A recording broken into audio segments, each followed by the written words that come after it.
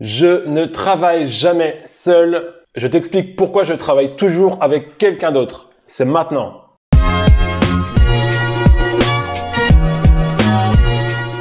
Salut à toi jeune codeur, j'espère que tu vas bien et je te souhaite une belle rentrée.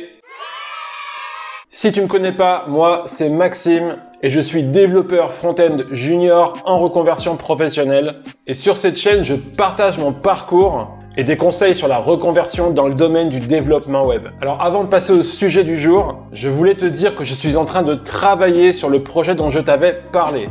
Et à mon avis, tu ne t'en souviens plus, ou tu le sais pas. Je vais poser des questions à des personnes comme toi et moi, débutantes dans le dev, des personnes avant formation, après formation, en recherche d'emploi, ou des personnes qui ont trouvé un job aussi. Le but de cette vidéo, c'est que tu vois que tu n'es jamais seul et que des gens comme toi et moi, il y en a partout. Donc reste connecté, je pense que le fait de voir plusieurs profils différents, c'est super intéressant. Et donc je rebondis sur le fait de ne pas se sentir seul. Comme indiqué dans le titre, je ne travaille jamais seul. Quand tu fais une formation, que ce soit via un organisme ou chez toi, et que tu as terminé cette formation, eh bien tu es mis tout de suite dans le grand bain et généralement tu ne sais pas comment faire, quoi faire, etc.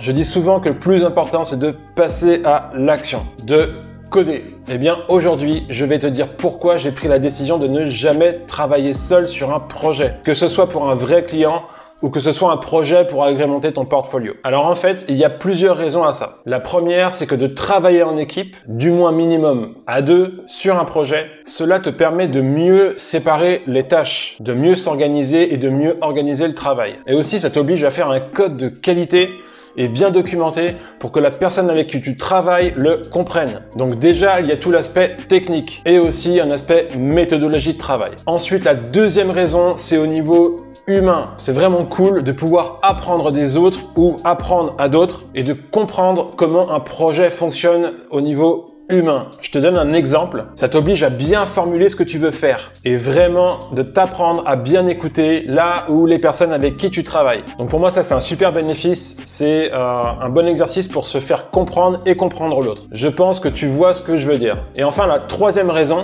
c'est que lors d'un entretien, tu échangeras avec un recruteur. Alors tu pourras lui expliquer que tu as déjà travaillé en groupe et pouvoir lui expliquer ce que tu as mis en place ou les outils que tu as mis en place pour ce travail en groupe. Ce sera vraiment un plus lorsqu'il se posera la question sur le fait de t'intégrer dans une équipe. Il sait que tu as déjà fait quelque chose en groupe. Allez, je vais aussi te donner ma raison bonus, c'est que c'est toujours plus sympa de travailler en groupe parce que tu peux passer de super moments. Voilà pourquoi j'ai décidé de ne jamais travailler seul. Alors maintenant, tu es peut-être seul et tu ne connais personne avec qui travailler parce que tu es chez toi et que tu apprends tout seul. Donc tu ne connais personne. Alors c'est pas forcément nécessaire que cette personne habite à côté de chez toi. Tu peux très bien travailler en remote. Pour trouver des personnes, c'est relativement simple. Je te donne un exemple. Tu vas sur LinkedIn et des devs juniors, je te garantis qu'il y en a. C'est hyper important de se créer un réseau. Ou sinon, tu peux laisser un message en commentaire comme quoi tu cherches un binôme ou un groupe de codeurs pour faire des projets. En tout cas, des devs juniors, ça se trouve. Il faut juste avoir envie de les trouver et de les contacter. Bref, tu as compris, trouve-toi un binôme, fais un projet et fais-le en groupe. C'est bien pour toi, c'est bien pour ton projet et c'est bien pour ton avenir. Je reste disponible si tu veux me poser des questions ou tu veux me partager ton expérience ou si tu as besoin de plus de conseils pour trouver du monde ou si tu veux me parler de la pluie et du beau temps. Merci à toi d'avoir regardé cette vidéo et moi, je te retrouve très bientôt sur la chaîne de Max le Codeur.